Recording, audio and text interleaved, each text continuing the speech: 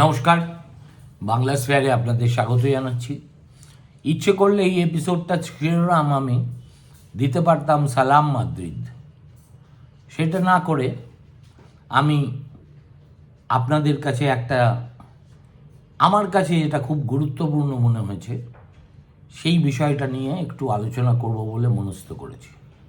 সেটা হলো, পৃথিবীর বহু দেশ যখন মেনুমুখর মতো হয় চুপ করে আছে, নয় প্রকাশ্যে আমেরিকাকে সমর্থন করছে, নয় কিংকর্তব্য বিমূঢ় অবস্থার মধ্যে আছে, এর মধ্যে আমি আমাদের বিশ্বগুরুকেও অন্তর্ভুক্ত করছি, তখন ইউরোপের একটা মাঝারি মাপের শক্তি স্পেন, তারা পরিষ্কার জানিয়ে দিয়েছে যে তাদের ঘাঁটি তারা কিছুতেই আমেরিকাকে ব্যবহার করতে দেবে না।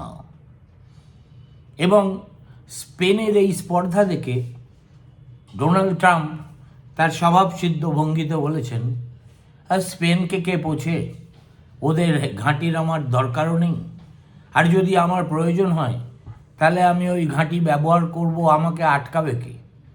কিন্তু আপাতত আমি নির্দেশ দিয়েছি স্পেনের সঙ্গে সমস্ত ব্যবসায়িক সম্পর্ক, বাণিজ্যিক সম্পর্ক আমেরিকা বন্ধ করে দেবে।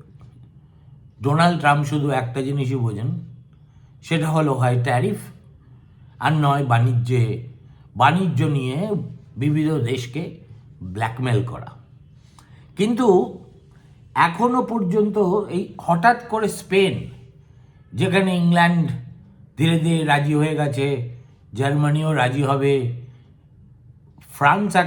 ফ্রান্সও ডিফেন্সিভ পশ্চার নিয়েছে, সেখানে স্পেন কি করে এত স্পর্ধা দেখাচ্ছে? এখন দেখুন, সত্যি কথা বলতে কি, দুটো ভূমধ্য সাগরে কাছাকাছি স্পেনের ঘাঁটি আছে, সামরিক ঘাঁটি, যেগুলো অতীতে তারা আমেরিকাকে ব্যবহার করতে দিয়েছিল বিবিধ যুদ্ধের সময়, বিশেষ করে ইরাক যুদ্ধের সময়। কিন্তু তাদের অভিজ্ঞতা খুব সুখের হয়নি। তার থেকে কিছুটা শিক্ষা নিয়েই স্পেন বলেছে যে এবার আমরা ওই ভুল করতে রাজি নই, আমাদের ঘাঁটিতে মার্কিন সেনাকে আমরা ব্যবহার করতে দেব না কিছুতেই। এখন দেখুন, এই যে স্পর্ধা, এই স্পর্ধা তো এমনি এমনি আসে না। পৃথিবীতে এমন কয়েকটি দেশ এখনও আছে, যেমন কিছুদিন আগে পর্যন্ত Canada stood up to US blackmail and almost told Trump to get lost. ঠিক তেমনি স্পেনও একটা খুব ক্রান্তিকালে, যখন আমেরিকা ডেসপারেটলি বিবিধ ইউরোপিয়ান বন্ধু দেশগুলোর তাদের যেসব ঘাঁটি আছে সেগুলো ব্যবহার করার চেষ্টা করছে, সেখানে একা কুম্ভ হয়ে স্পেন না বলছে কেন? দেখুন, এর পিছনে রাজনীতি আছে, ইতিহাস আছে, ইউরোপীয় কৌশল আছে, এবং সর্বোপরি যেটা আছে সেটা অভ্যন্তরীণ জনমত। এখন বাইরে থেকে বিষয়টাকে স্পর্ধা বলে মনে হলেও বাস্তবে কিন্তু এটা স্পেনের দীর্ঘদিনের এক ধরনের কূটনৈতিক ধারার সঙ্গে অত্যন্ত সামঞ্জস্যপূর্ণ। আমেরিকার ঘনিষ্ঠ মিত্র হয়েও মাঝে মাঝেই তারা প্রকাশ্যে ভিন্ন অবস্থান নেয় ইস্যু ভিত্তিক, যেটা যে কোনো সেলফ রেসপেক্টিং দেশের নেওয়া উচিত বলে আমার মনে হয়। এই ধরুন, স্পেন ন্যাটোর সদস্য, কিন্তু সবসময় তারা ন্যাটো যা বলে তাই করে না, বরঞ্চ তাদেরকে বলা উচিত একটা শর্ত সাপেক্ষ মিত্র। ঐতিহাসিকভাবে এই ন্যাটোর সঙ্গেও স্পেনের সম্পর্ক আনুগত্যের নয়। এখন দীর্ঘদিন ন্যাটোর বাইরে ছিল স্পেন, কেননা স্পেন ছিল একটা জেনারেল ফ্র্যাঙ্কোর ফ্যাসিস্ট শাসনের অধীনে। 1982 সালে প্রথম স্পেন এই ন্যাটোভুক্ত হয়, এবং কিন্তু গণতন্ত্রে ফেরার পর স্পেন এই পশ্চিমী জোটে যোগ দেয় ঠিকই, কিন্তু একটি শক্তিশালী রাজনৈতিক ধারা যেটা একান্তভাবে তাদের নিজস্ব, সেটা তারা কিন্তু পালন করে চলেছে। সেটা কি না, স্পেন বলেছে আমরা আমেরিকার সামরিক অভিযানে অন্ধভাবে অংশগ্রহণ করতে পারবো না। ন্যাটোর সদস্য হলেও আমাদের নিজস্ব কূটনৈতিক অবস্থান আছে, সেই অবস্থানে আমরা স্থির থাকবো, অবিচল থাকব। এখন এই যে একটা ঐতিহ্য, এই ঐতিহ্য একথা ভারতেরও ছিল। আজকে বললে সেটা পলিটিক্যালি ইনকারেক্ট হয়ে যাবে, কিন্তু ভারতের আলবাত সেটা ছিল। এখন স্পেনের ক্ষেত্রে এই ঐতিহ্য এখনও তাদের রাজনীতিকে দারুণভাবে প্রভাবিত করে। যেমন ধরুন 2003 সালে যখন ইরাকের যুদ্ধ হয়েছিল, স্পেন প্রথমে আমেরিকার পাশে দাঁড়ায়। সেই সময় প্রধানমন্ত্রী ছিলেন হোসে মারিয়া আজনার। কিন্তু স্পেনের জনগণ, তাদের একটা বিরাট অংশ এই যুদ্ধের বিরোধিতা করেছিল। 2004 সালে আপনাদের স্মরণে থাকবে, একটা মাদ্রিদে ভয়ঙ্কর ট্রেন বম্বিং হয়। আসলে এই বম্বিংয়ের পিছনে ছিল এই যুদ্ধবিরোধী বিক্ষুব্ধ জনতার একাংশ। আর এই ঘটনার পরেই স্পেনের অভ্যন্তরীণ রাজনৈতিক পরিবেশ সম্পূর্ণ বদলে যায় এবং নতুন প্রধানমন্ত্রী জাপাত্রেও ক্ষমতায় এসে ইরাক থেকে স্প্যানিশ সেনা প্রত্যাহার করে নেন। এই ঘটনার পর থেকে স্পেনের রাজনৈতিক যে দলগুলি, তারা একটা খুব জরুরি শিক্ষা গ্রহণ করেছে। সেটা হচ্ছে পশ্চিম এশিয়ার যুদ্ধে আমেরিকার সঙ্গে খুব বেশি জড়িয়ে পড়া অভ্যন্তরীণভাবে তাদের পক্ষে বিপজ্জনক হতে পারে। এখন বর্তমানে স্পেনের যে সরকার, সেটা পরিচালনা করছেন পেদ্রো সানচেজ। তিনি একেবারে মুখের উপর ট্রাম্পকে বলে দিয়েছেন যে আপনি যা খুশি ব্যবস্থা নিলে নিন, আমরা তার পরোয়া করি না, আমরা আমাদের যে অবস্থান সেই অবস্থান অনুযায়ী চলব। এখন এই যে সরকারটা, এটা অনেকটা একটা বামপন্থী আবার মধ্যবাম এই জাতীয় একটা জোট।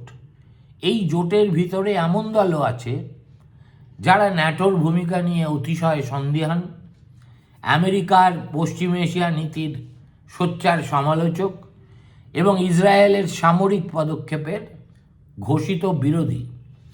ফলে ইরানের বিরুদ্ধে আমেরিকা ইসরায়েলের সামরিক অভিযান নিয়ে স্পেনের সরকার খুব সাবধানী ভাষা ব্যবহার করছে একেবারে গোড়া থেকেই। অনেক ক্ষেত্রে তারা সরাসরি সমর্থন না দিয়ে কূটনৈতিক সমাধানের কথা বলে আসছে, যে যুদ্ধের কোনো প্রয়োজন নেই, এই সমস্যার কূটনৈতিক সমাধান প্রয়োজন। এখন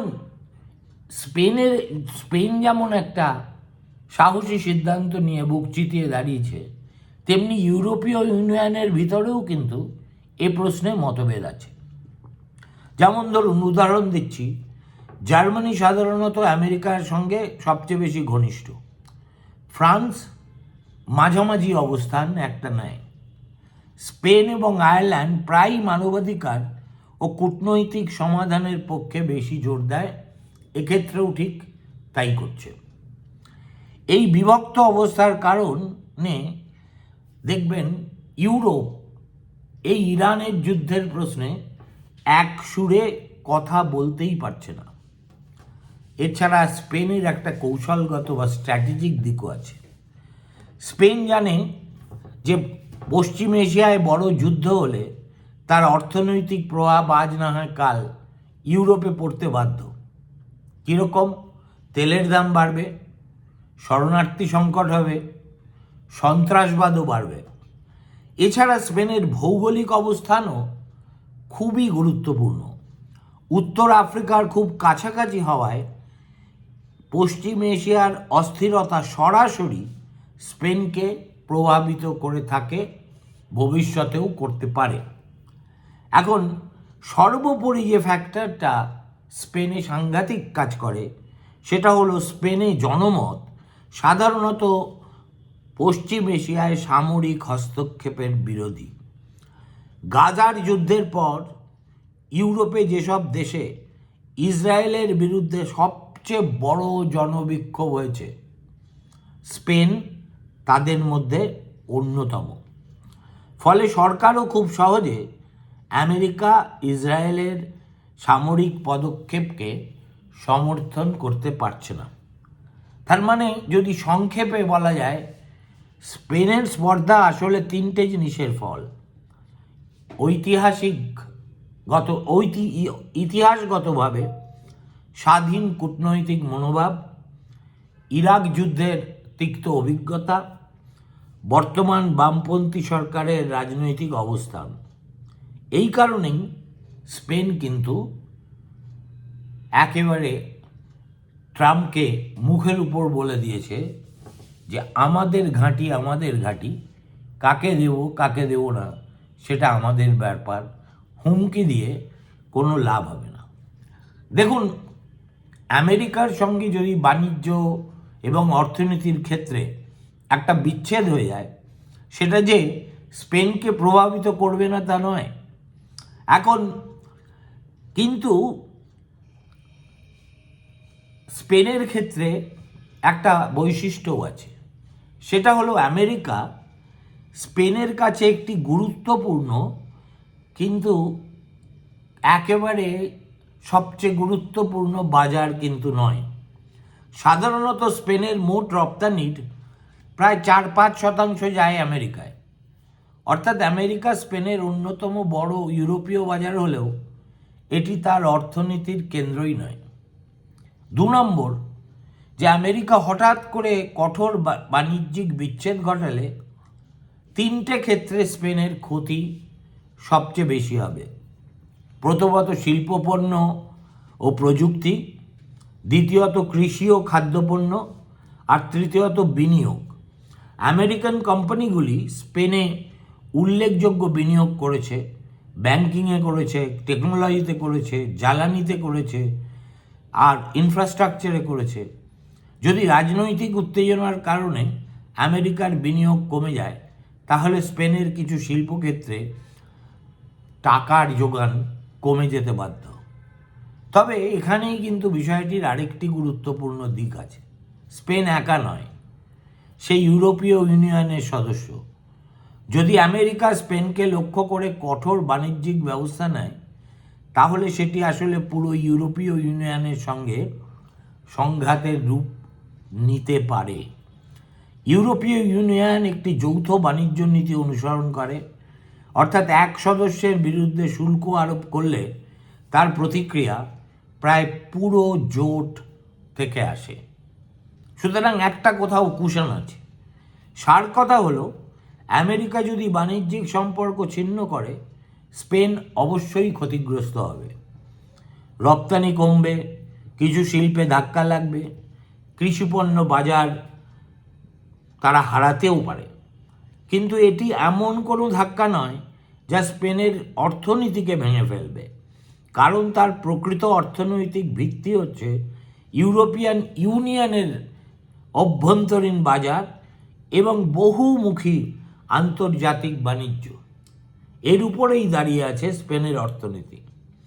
তবে রাজনৈতিকভাবে এর প্রভাব অনেক বড় হতে পারে, কারণ যদি আমেরিকা ও স্পেনের মধ্যে এমন সংঘাত শুরু হয়, তাহলে তা আসলে বৃহত্তর প্রশ্নে গিয়ে দাঁড়াবে আমেরিকা ইউরোপের সম্পর্ক কতটা দূরত্ব মধ্যে চলে যাচ্ছে। কিন্তু সেসব কথা তো পরে। আজকের ডেটে স্পেনের এই স্পর্ধা প্রকাশ একেবারে ইউরোপিয়ান ইউনিয়নের সদস্য, ন্যাটোর সদস্য হওয়া সত্ত্বেও আমেরিকাকে বলে দেওয়া, your war is your war, don't impose it on us, চারটিখানি কথা না। তাই ভাবলাম যে আজকে এই যে ইরান যুদ্ধ নিয়ে এত কথা হচ্ছে, তার মধ্যে সবচাইতে অনুচ্চারিত বিষয়টি নিয়েই আমি আপনাদের সঙ্গে দু চারটে কথা শেয়ার করব। নমস্কার, ভালো থাকবেন। ফিরে আসছি একটু পরেই।